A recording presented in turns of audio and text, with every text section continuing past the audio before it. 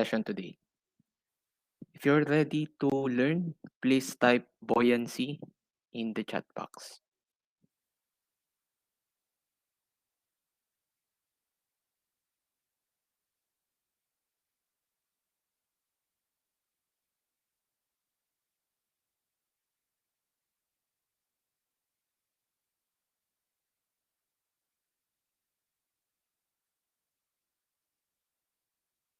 Okay. Thank you so much for your uh, participation. So let's begin. Actually, that's our focus for today, the topic. So all about buoyancy. Before we discuss Archimedes principle, okay? Archimedes principle tells us how to solve for the buoyant force. Okay? Before we go into that, let us define what is buoyancy. So when we say buoyancy, it's an effect. Ulit natin dito. It's an effect of fluids. For example, water, oil, that exert an upward force or yung tinatawag na buoy. Okay? That will tend to afloat things submerged on it. So that's what makes things float on water or any other type of liquid. Buoyancy. Okay? Upward force, meaning it's a vertical force. It's of course going up, no, to resist the weight of the object and the other objects that are on that object. For example, boats. How does a boat float? Because of this buoyancy. Okay? Because of this buoyant force that resists the weight of the boat and the weight of the, for example, people or objects that are in that boat. So we can represent that buoyancy or buoyant force as F sub B. Now, why does it why is it important for us to discuss buoyancy? It's important because it's a factor in the design of water vessels such as ferries to ensure their stability as they float. Okay? So we analyze the forces involved.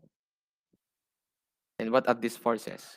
These forces are the weight and the buoyant force that's exerted by the water.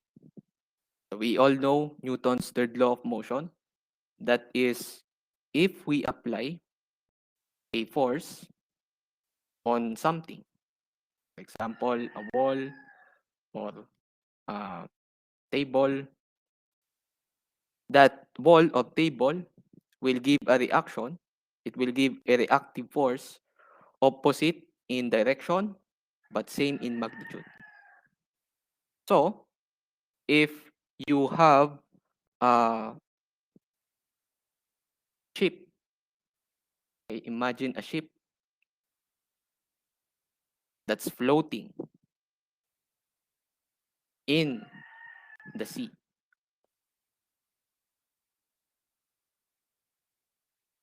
That ship will exert a force on the fluid. Let's call that W. And for the boat or ship to float,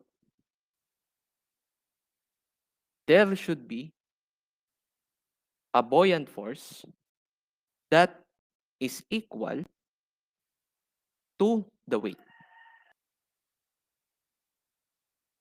In physics and statics of rigid bodies, we already learned that if there is an equilibrium, then an object can stay at rest in a certain location.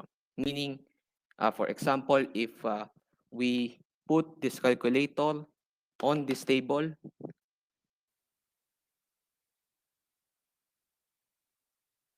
basically we have equilibrium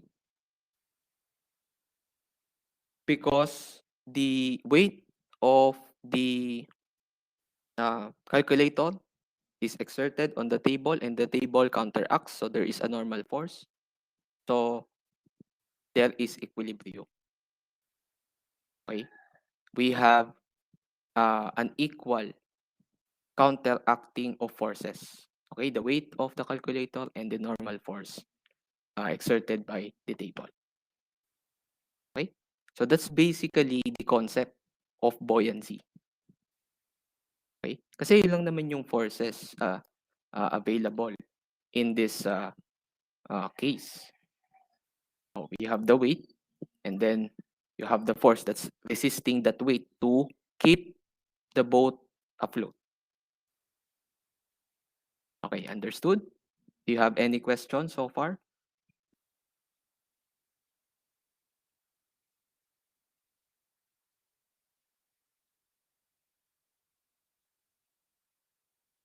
Okay, wala po.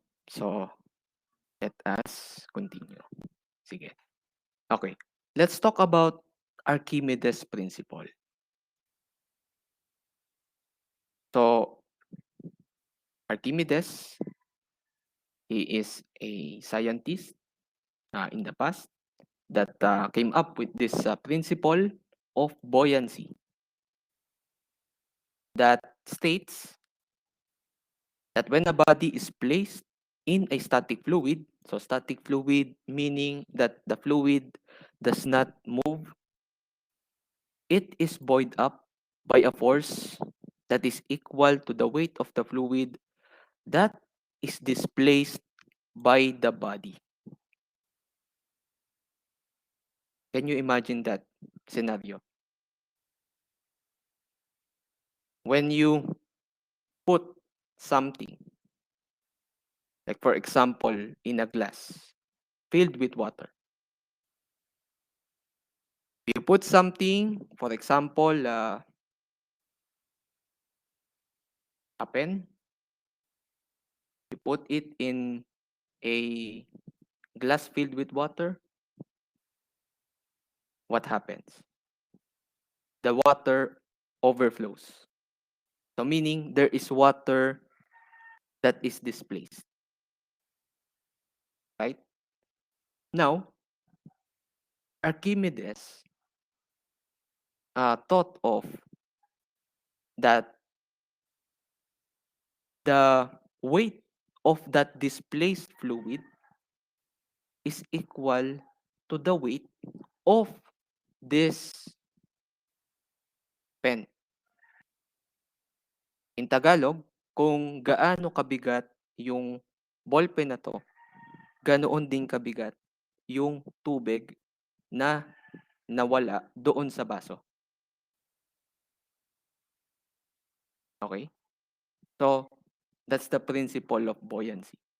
So, principle, it already underwent a lot of experiments and it proves right all the time, meaning it's not a theory anymore. So, this is true 100% all the time. That when you put an object and it's submerged, or partially, or even um, totally submerged in the water, the weight of that object will be equal to the weight of the water that is displaced. So we can represent that in an equation. So weight of an object is equal to the weight of water displaced. Okay? But what is weight equal to? Well, we can recall that the unit weight is equal to weight over volume. Okay? If we can get the volume and we know the unit weight of the material and the liquid, then we can solve for the weight of the object and the liquid respectively. Okay? Because if we will cross multiply the volume here, so W be equal to the unit weight times the volume. So using that equation, we can expand this equation that we first came up. So we have the unit weight of the object times the volume of the object equals the unit weight of the liquid times the volume displaced.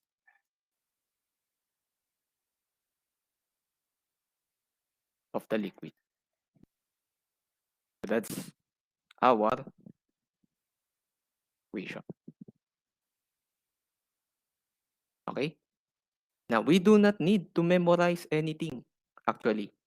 We just have to understand the concept that if you put an object, the weight of that object will be equal to the weight of the water that's displaced due to that object. Okay? It's important to remember that concept. And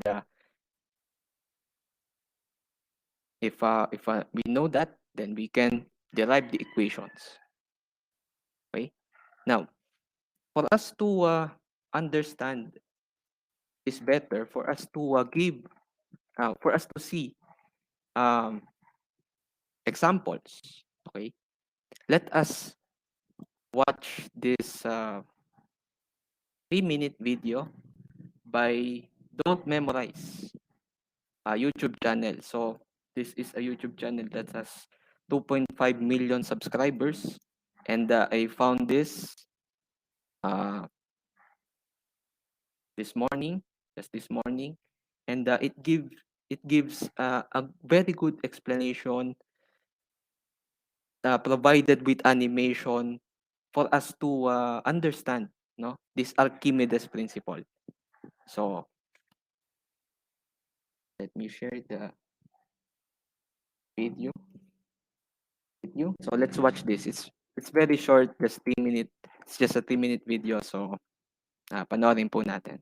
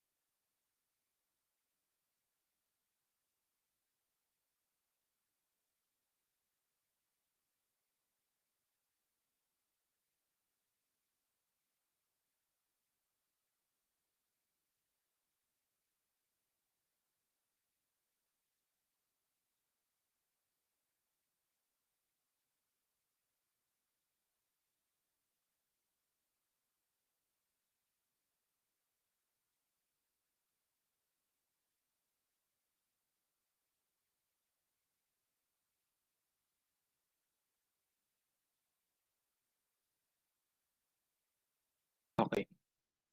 So, uh, if you want to rewatch that video, the link is posted in the chat box. Okay. So, yeah. So that's Archimedes' principle. Now let us use those concepts. Let us use those that principle in solving problems. So here we have three sample problems that we will solve today. Okay. So let us start with number one. So let's read and then let's answer it afterwards. So a flat bottom boat has vertical sides and a bottom surface area of 0.75 meter squared. Okay, this is square meter. So it floats in water such that its draft, or when we say draft, it's the depth below the surface.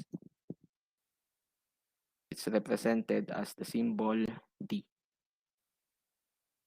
So it's 0.3 meter. Determine the mass of the boat and what is the draft when a 50-kilogram man stands in the center of the boat. Okay, let's answer this one. Share my external cam.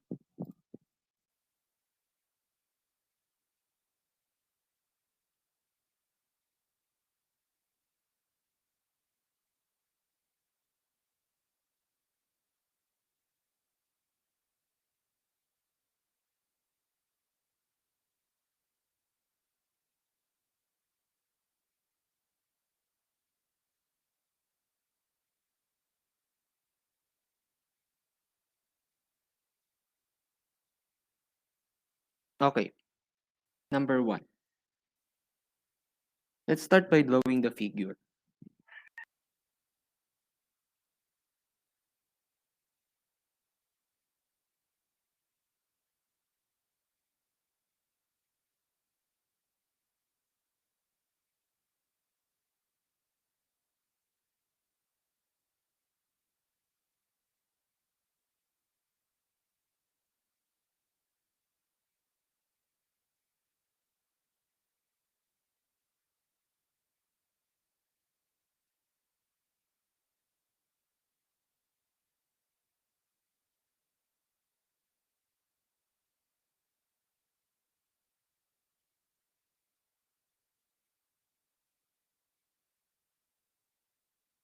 Okay, now that we have drawn the figure, let's analyze.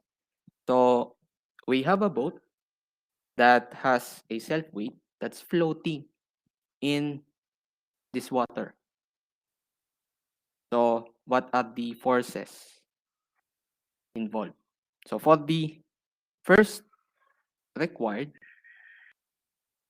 we are only asked to determine the mass of the boat. So we have these two forces, the weight of the boat and the buoyant force.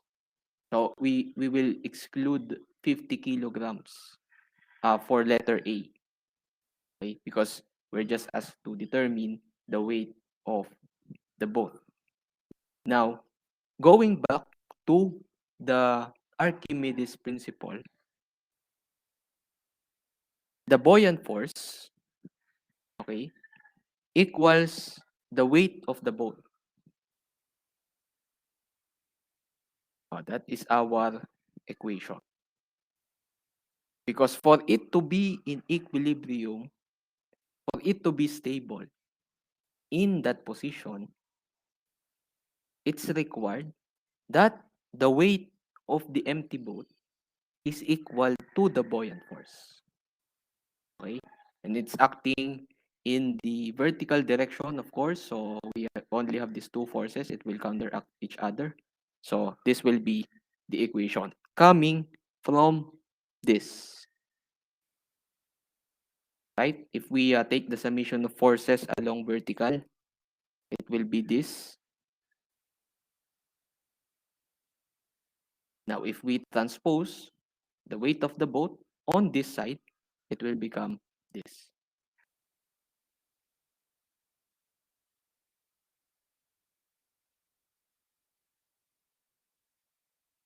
Okay. So we should solve for the weight of the boat, okay, as well as the buoyant force. How can we solve that with our given parameters? Okay, considering the given parameters. So meaning you have an area, you have the draft, and then you have uh, the unit weight. Okay, because we all know that the unit weight of water is constant. That is 9,810 Newton per cubic meter.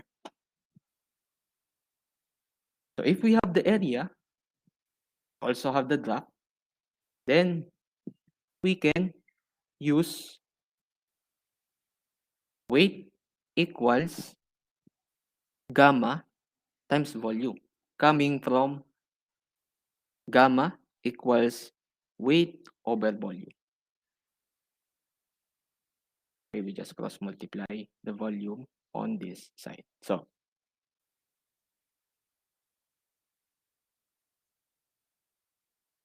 we have gamma of water times the volume. This is the volume displaced. Okay, kung gaano kadami yung tubig na nawala because of this boat. Okay? So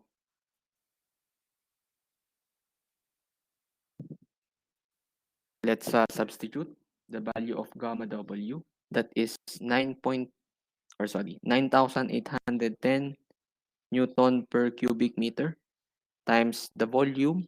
So we will get this. Okay? Kung gaano kalaki ito, yan din yung amount ng tubig na nawala. Okay? So, paano ba natin kukunin yung volume nito? So, this is a rectangular figure. So, we have a surface area. So, meaning, yung baba niya, yung surface area is 0.75 square. Tapos, meron ka ditong depth na 0.3. So, rectangular, no? Rectangular. So, multiply lang natin 0.75 square meter times 0.3. Okay. Can you help me? Ano po yung weight nung boat?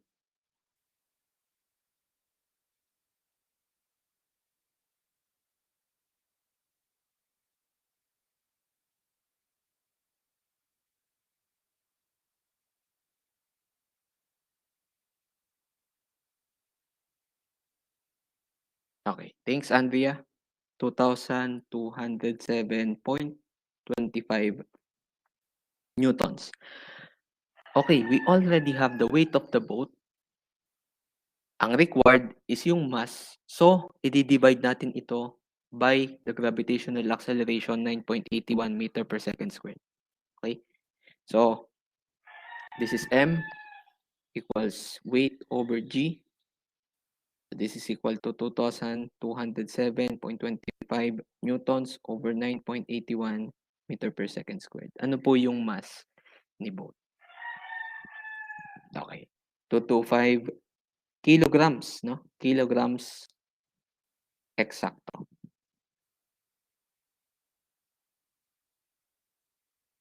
Okay. So we already have the mass. Next.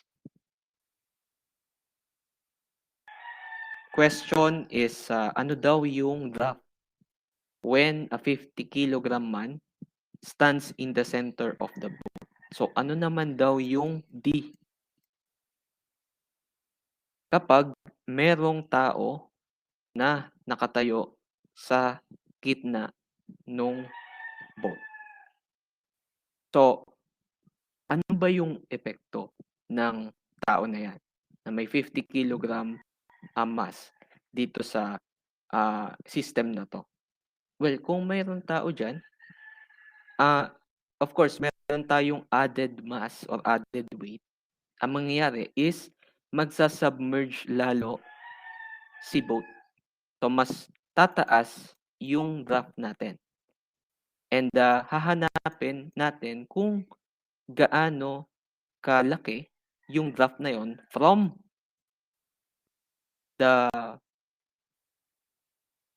surface of the water hanggang dun sa bottom nung boat, okey? So, we have to get initially the total mass. So, ano ba yung total mass nito? So, siyempre i-a-add natin, okey? Ito yung mass ng boat and then add natin yung 50 kilograms para makuha yung total mass.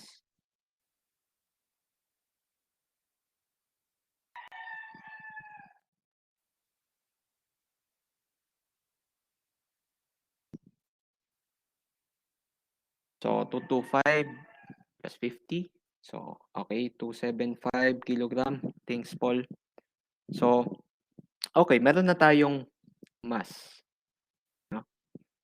So, kunin naman natin yung weight, okey? Saan ba natin gagamitin yung weight, sir? Nung boat tsaka, man? Well, gagamitin natin 'yan sa pag-compute ng H directly. Because again, going back to this equation,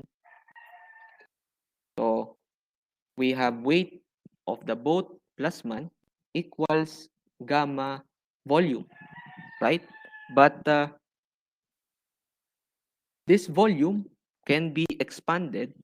So we have this gamma of water, it's 9,810.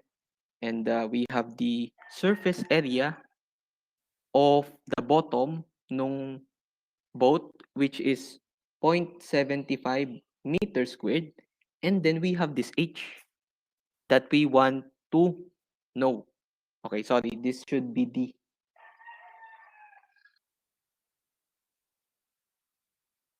Okay, so we have the weight of the boat and the man. So we just have to substitute it here. Substitute the value of gamma times 0.75 meters squared. We'll get the draft. Okay, so let's go back to solving the weight of the boat plus the man. So we have 275 kilograms. Multiply this by the gravitational acceleration. So what is the weight combined?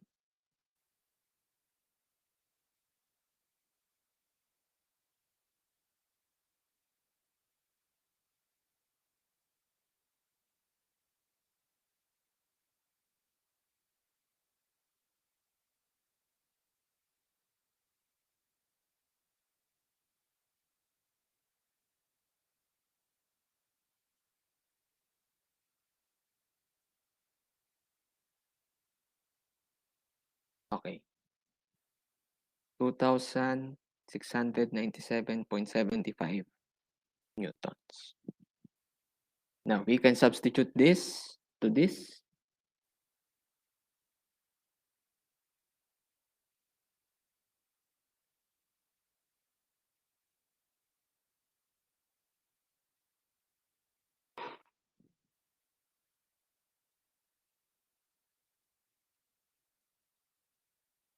Ano po yung draft natin?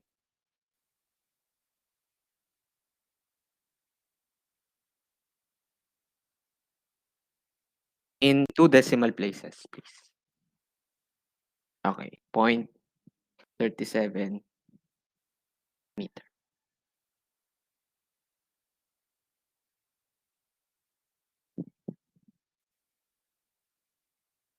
So that's how we solve this problem.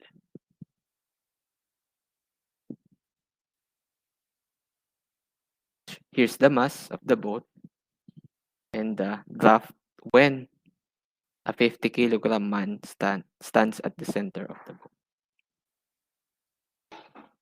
Okay? If you have any questions, feel free to ask in the chat box.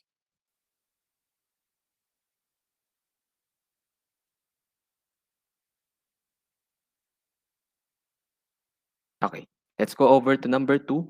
Please read the problem first and then we'll solve it later.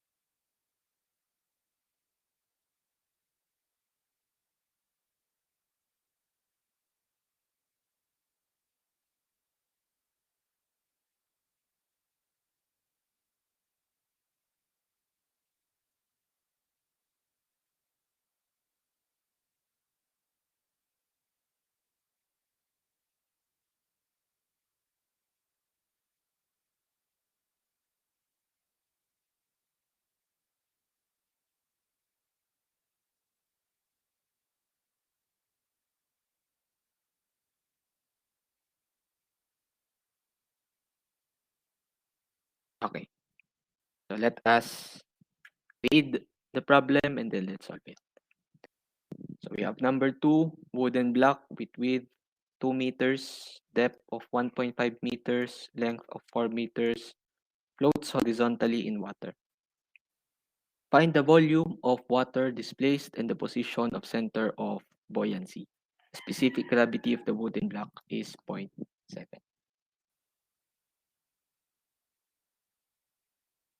Okay, it helps if we will draw the figure. So, yun muna yung gawin natin. So, meron daw tayo ditong wooden block na may width, depth, tsaka length. So, we already know that it's a rectangular block because of these dimensions. Okay? So, we have the width, 2 meters. Length niya is 4 meters. And then yung depth is 1.5 meters. And then, nagpo-float daw siya sa tubig. So, let's assume ito yung tubig. Yan. So, partially submerged the wooden block. Okay? So, we have to find the volume of the water displaced. So, that's the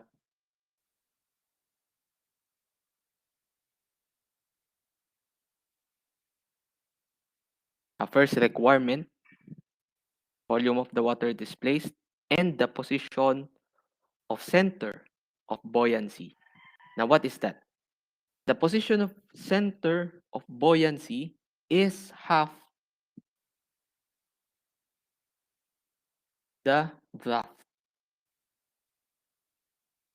So, if we will draw it, so the center of buoyancy should be somewhere here. So, it's D over 2. From the top or from the surface of the water and D over 2 from the bottom. Okay? So, these are the two required values. Okay? Two required parameters to solve. Okay. So, let's solve the volume displaced first.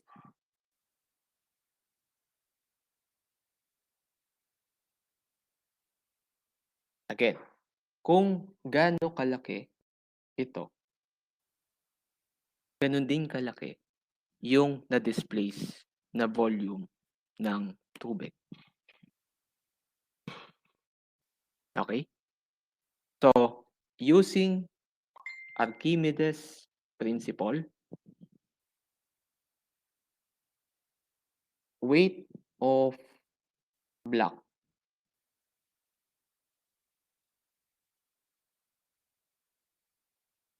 is equal to the weight of water displaced.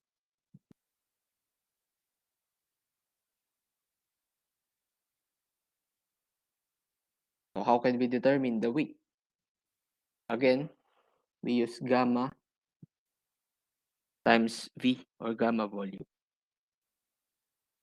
So we have gamma wood times volume of wood equals gamma of water times volume of water displaced.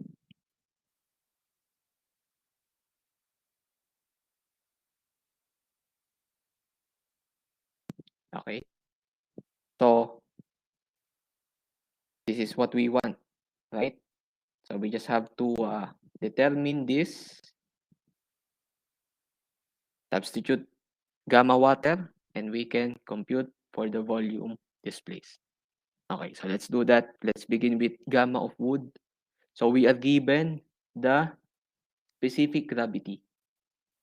Now recall formula for specific gravity. It's gamma of that liquid or object over gamma of water. So to determine gamma of wood, we multiply gamma of water by the specific gravity. So that will become 0.7 times the gamma of water, 9,810 Newton per cubic meter. And then we multiply the volume of the wood. Okay? The volume of this entire wood. So that is 4 meters by 2 meters by 1.5 meters.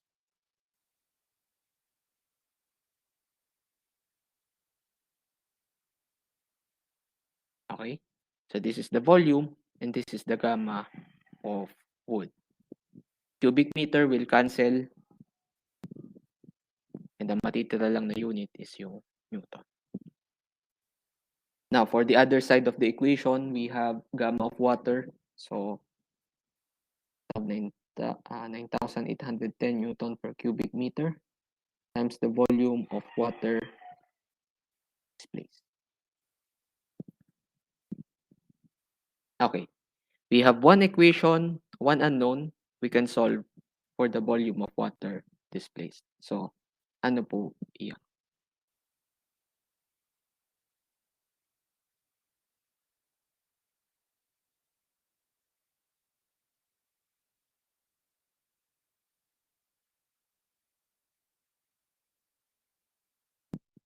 Okay. 8.4 cubic meters.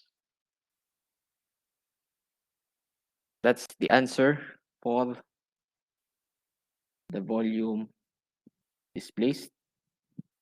So, still have this position of center of buoyancy to determine. So, we have to find the depth of immersion of the drop. Okay, still haven't that figured out yet. If we can, or if we solve this D, then we can divide it by 2 to get the position of center of buoyancy. Okay, so that's the plan. We have to find the depth of immersion.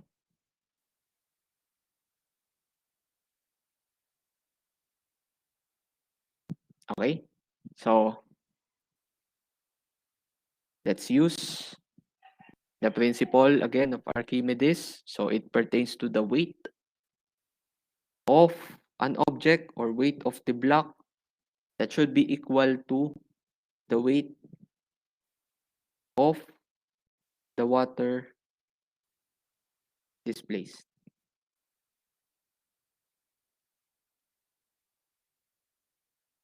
So we have gamma of wood times volume of wood equals gamma of water times volume of water displaced.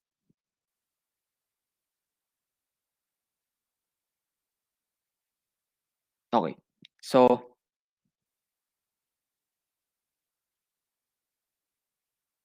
similar lang sa ginawa natin dito. But we will find D here. Okay? So, this is 0.7 times 9,810 Newton per cubic meter times the volume of wood. So, 4 meters by 2 meters by 1.5. And then equals 9,810 Newton per cubic meter times, okay, volume of water displaced. So, let's look at the figure. So, here, we have the cross-sectional area to be 4 meter by 2 meters. And then to get the volume, we shall multiply D. Okay, and remember, this is the required. So, we will have 4 meters by 2 meters by D. Okay, so again, this is the volume for the water that is displaced. Okay, so what is D? We have one equation, one unknown. This is very solvable. Ano po yung graph natin? Okay. Thanks, Paul. 1.05 meters.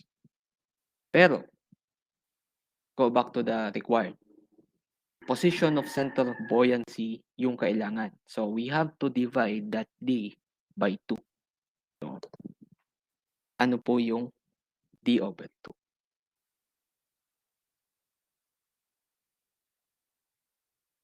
Okay. It's 0.53 meters or meter, sorry, from the bottom. Yun yung position ng center ng buoyancy. Okay, so that's how we solve this problem. We have 8.4 cubic meters as the volume of water displaced and D over 2 or 0.53 meter as the position of center of buoyancy. So any questions po with regards to number 2?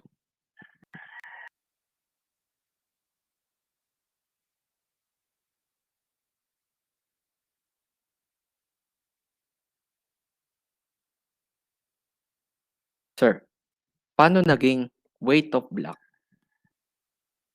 equals weight of the water displaced?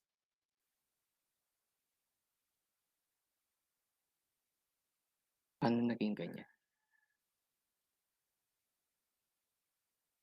Well, remember, this weight of block must be counteracted by the water for it to float. So meaning, weight of the block is equal to the buoyant force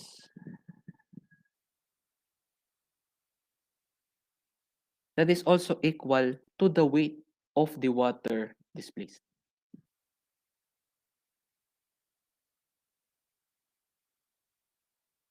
Right? So that's the explanation.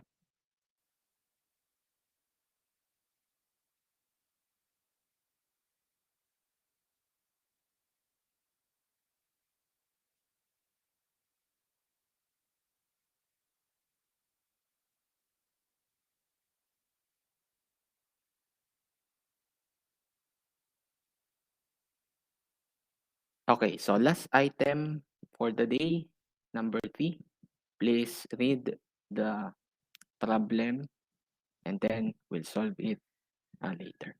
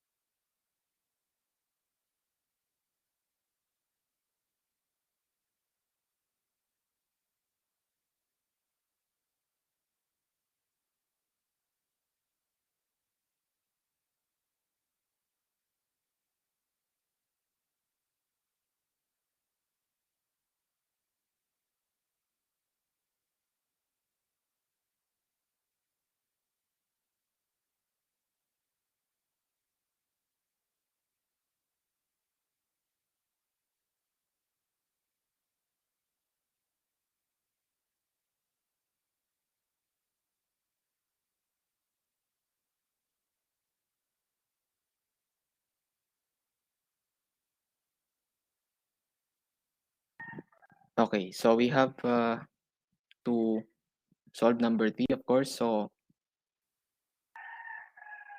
to start, we must draw the figure, no?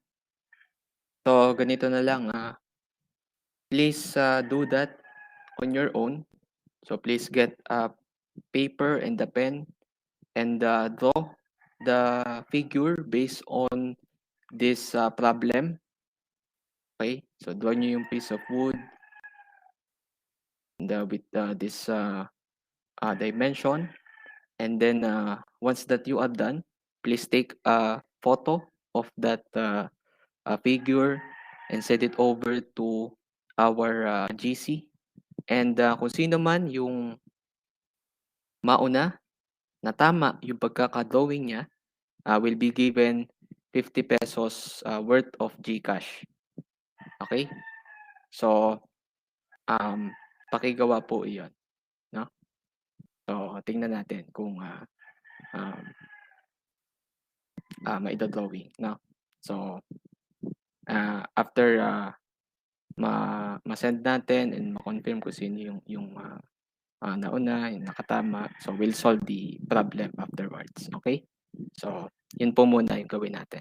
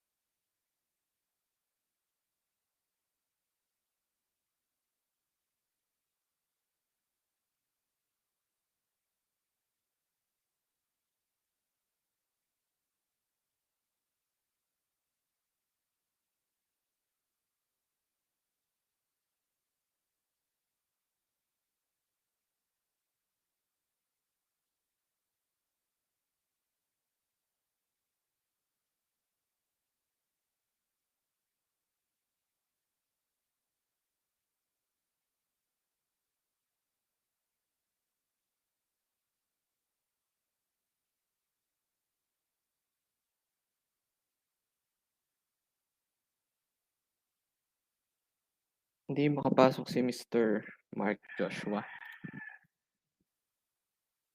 Mark, andito ka na ba?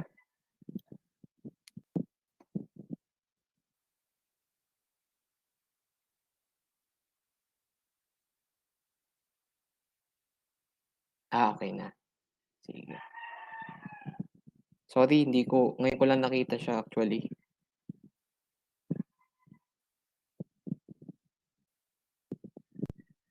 si MJ.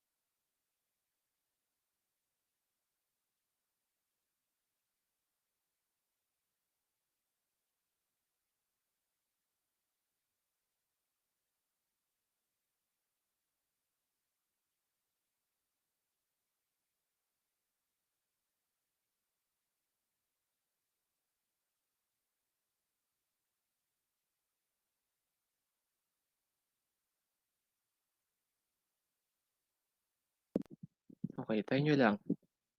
Sayang din. Ako, sino yung pinakauna?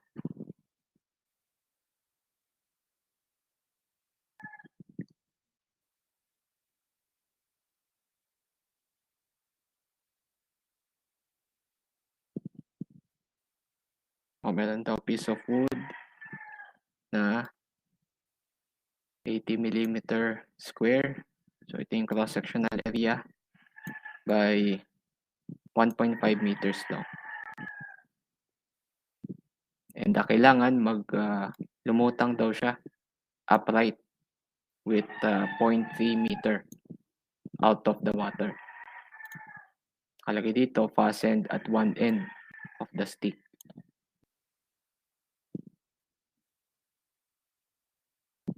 Okay. So, kailangan medyo malawak yung imagination natin dito para ma-drawing natin. Okay?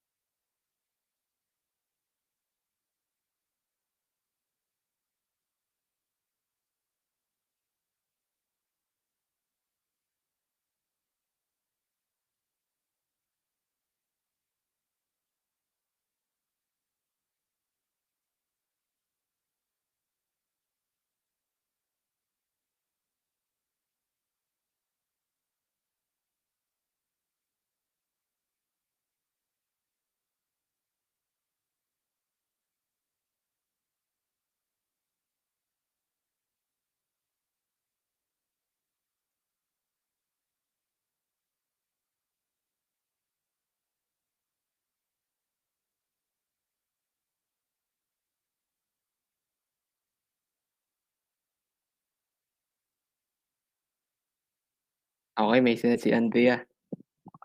Nice, nice. Sige. So, for the others, try nyo lang din.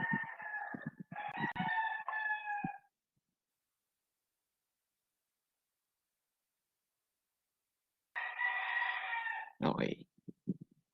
May sinend din si Lawrence.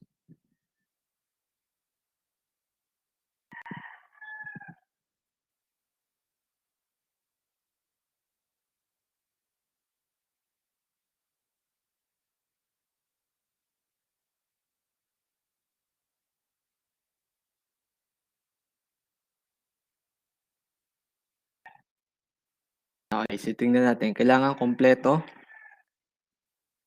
Andyan yung wood, pati yung lead. So,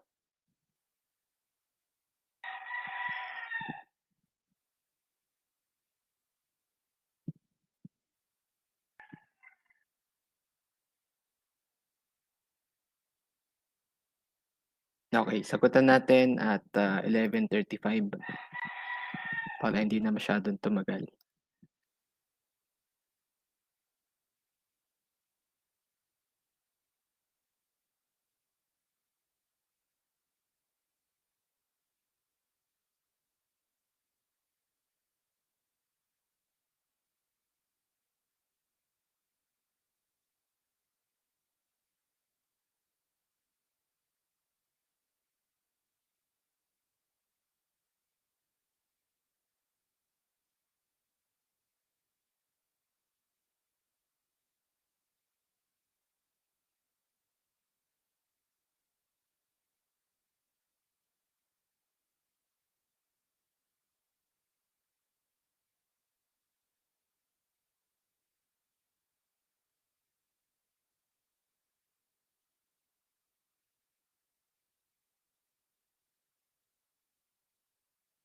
Okay, sagutan na natin. Looks like dalawa lang yung entries. So,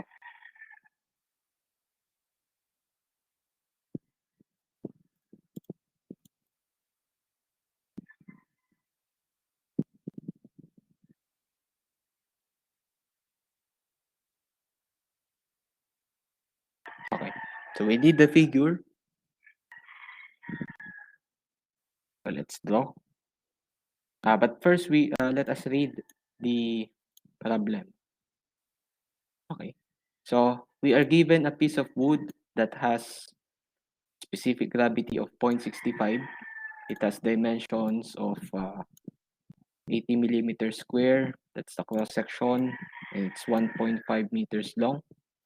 How many newtons of lead weighing 120 kilonewton per cubic meter must be fastened at one end of the stick so that it will float upright with 0.3 meter out of water? Okay, so it says here that it must, okay, the piece of wood must float upright. So how can we draw? The position of the wood is this. Okay, so nakatayo siya. So from the dimension, 80 millimeters square and 1.5 meters long. So ito yung 80 millimeter by 80 millimeter. So kung drawing natin ng 3 dimension, ganito siya. So ito is 80 by 80. And then yung haba niya is 1.5 meters. So kailangan lumutang daw siya ng nakatayo. Well, paano siya lulutang nakatayo? In the first place, meron tayong lead na nakafasten at one end of the stick. Now, hindi siya magiging upright kung yung lead natin nasa taas. So, it should be at the bottom of the stick. And then it says that we have 0.3 meter out of water. So partially, the stick is submerged. It has 0.3 meter out of water, meaning this is what? 1.5 meters minus 0.3. So this is 1.2. Okay? Now the question is, what's the weight of the lead that's needed to be fastened here so that it will float this way?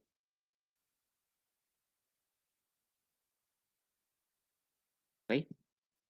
So using Archimedes principle, we have total weight of wood plus lead. All right, because we have different materials, so they must be the weight should be solved independently. So we have weight of the wood and weight of the lead. And this is equal to total weight of the water displaced.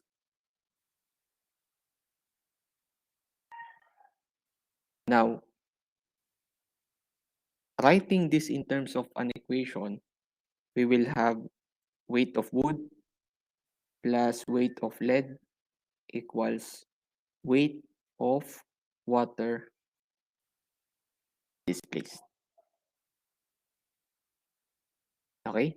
So, we'll use the formula W equals gamma V because we are given the dimensions and we know the unit, we can solve for the unit weights of these materials. So, this is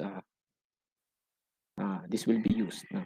So, we have gamma of wood times volume of wood plus gamma of lead times volume of lead equals gamma of water times volume of water displaced.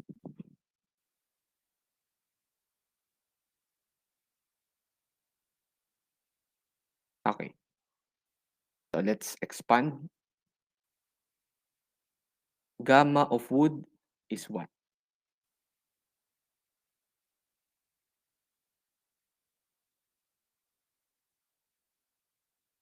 We are given specific gravity of 0.65. So we should multiply this by the gamma of water. We have 0.65 times 9,810 Newton per meter cube. And then we multiply the volume of the wood, the entire wood. Okay? So we have 80 millimeters. We should convert this to meter. So this is what? 0.08. Okay? 0.08 meter. And it is a square cross section. So we'll multiply it by itself. So we have 0.08 meters squared here. And then we multiply the length, that is 1.5.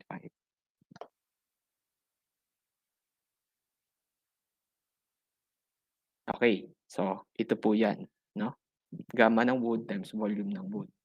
Next, we have gamma of lead times volume of lead. So ano po yung given sa atin? Ang given sa atin ay gamma ng lead.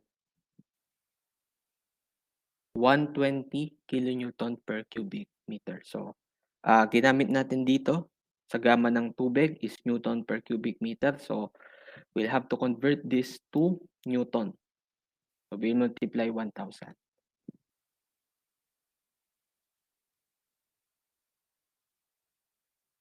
And then times the volume of lead.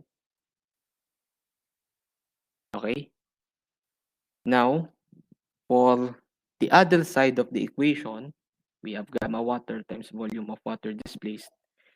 We have 9,810 Newton per cubic meter as gamma of water times what? The volume submerged. Okay? You can see in the figure that here we have the submerged part of the um, wood,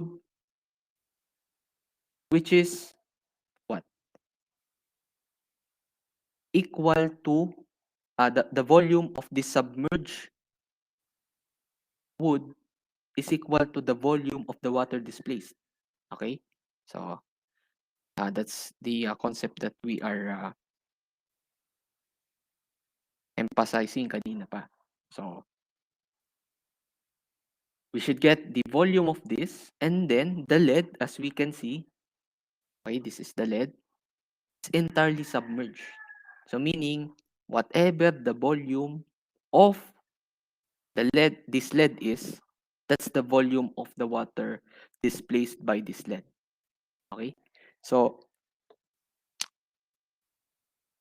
that will be 9,810 Newton per cubic meter times the volume of the submerged wood. So that's 0.08 squared meter times 1.2 meters.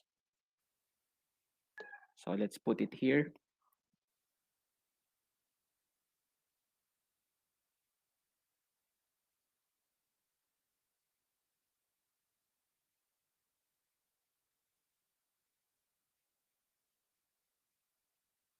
And then plus the volume of the lead. But we do not have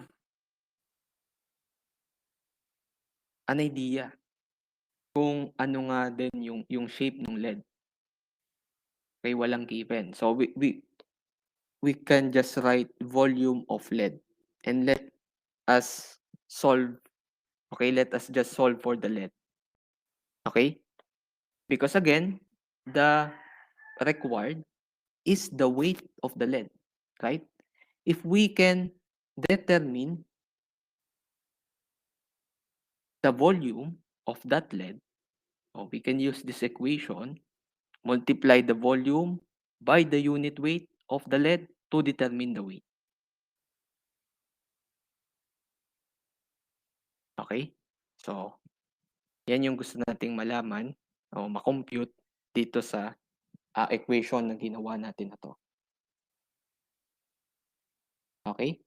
So, we have one equation, one unknown. We can solve for that unknown. Okay? So, let's simplify this first para mas madali natin siyang masolve. So, ano po yung 0.65 times this, times this, times this? Can you help me? Ano po yung value na yun?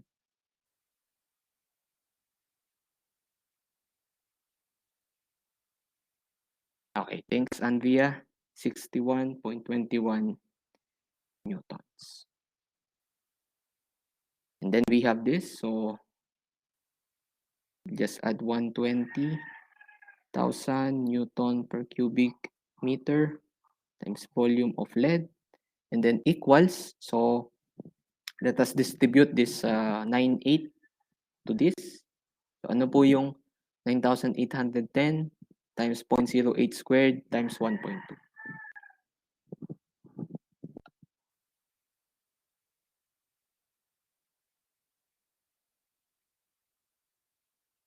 Is it 75.34?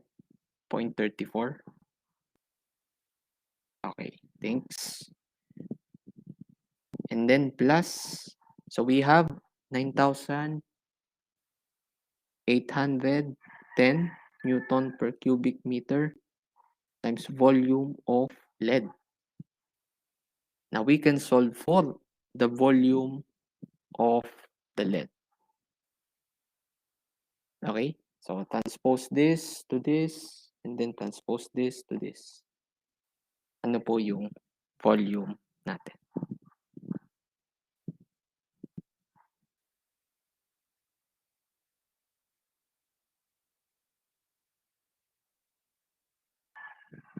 Okay. The 0.000128 cubic meter.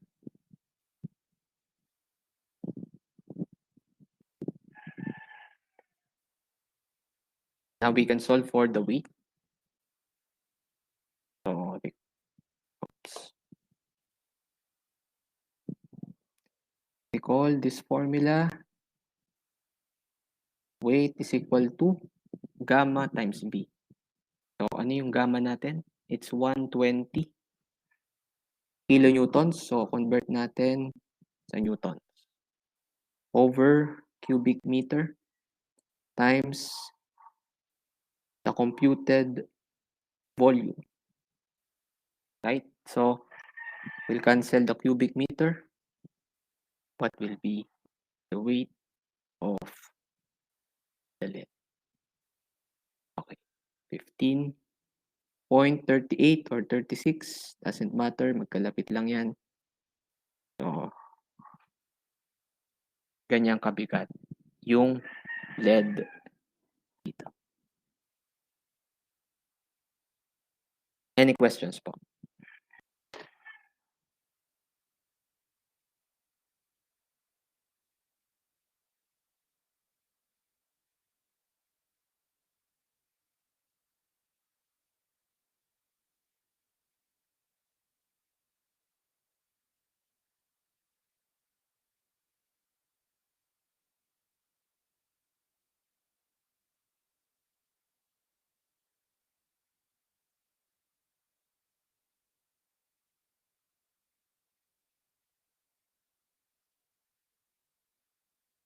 Okay.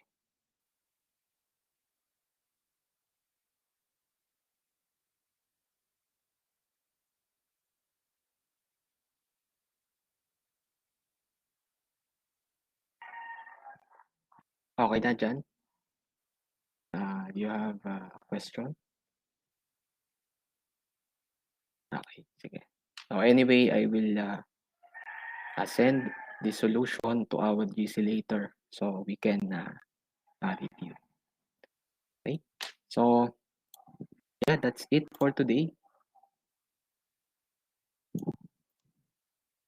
Mag-check lang tayo ng attendance ng mabilis, tapos publish natin yung PowerPoint tsaka yung activities for this week, and then tapos na yung conference.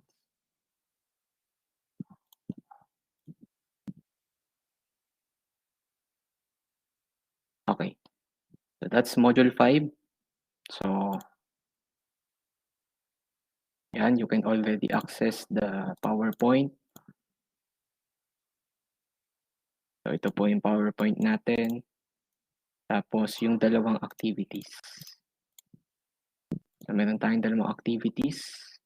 So isang discussion na kayang-kayang tapusin, no? Under 30 minutes or kahit 10 minutes nga. So you just have to answer this question. What happens to the drop of a ferry that crosses from salt water to fresh water? So mag-i-increase ba siya or mag-decrease, and why? Okay. So just have to search in the internet for the answer, and don't forget to include the reference. Okay. And then for the assignment, we have 5 items here that are very similar to what we solved earlier. Okay, so take this as an opportunity to practice solving. Okay, so we have 5 problems. So assignment 5.1 that you can answer until Friday. or Saturday, sorry. Saturday, April 23. And speaking of April 23, ayan din po yung schedule ng ating final exam. Okay? At 10:30 a.m. up to 12:30 p.m. And ang coverage natin is from Module 1 up to Module 6. Now sir, kailan natin i-discuss yung Module 6? Yung Module 6, i-discuss natin next meeting on Thursday. So, we still have one left, that is relative equilibrium of liquids. Okay? So, yan na lang yung natitirang topic. And then, natapos na yung course. Okay, so mabilis lang, no? 6 weeks. Parang kahapon lang, di-discuss tayo ng properties, tapos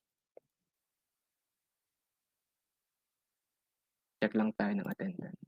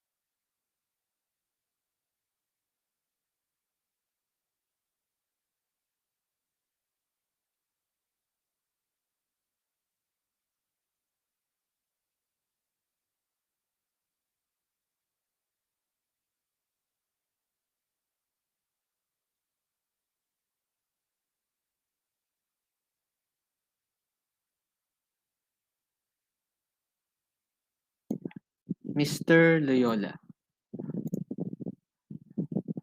Terence.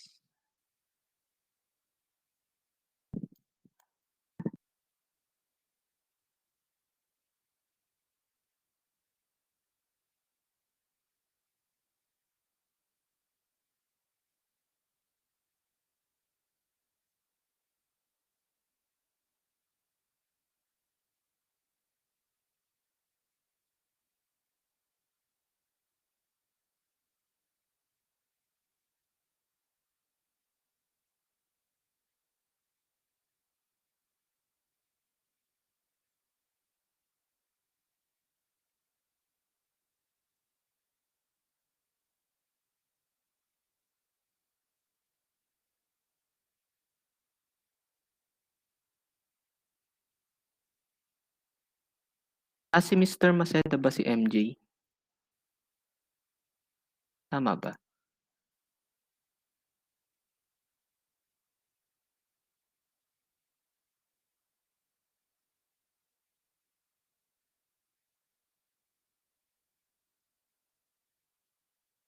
Siya ba ito? Okay. Sige, excuse natin. Si Justin, Mr. Suplito. I think andito siya kanina. Ayun, sa DC. Excuse din natin. Okay. Okay, so yeah, that's it for today. Um, kita-kits ulit sa Thursday and di-discuss natin yung last topic which is yung relative equilibrium of fluids. Okay, if wala na po tayong concern or question, you may leave the conference and have a great day everyone and stay safe always.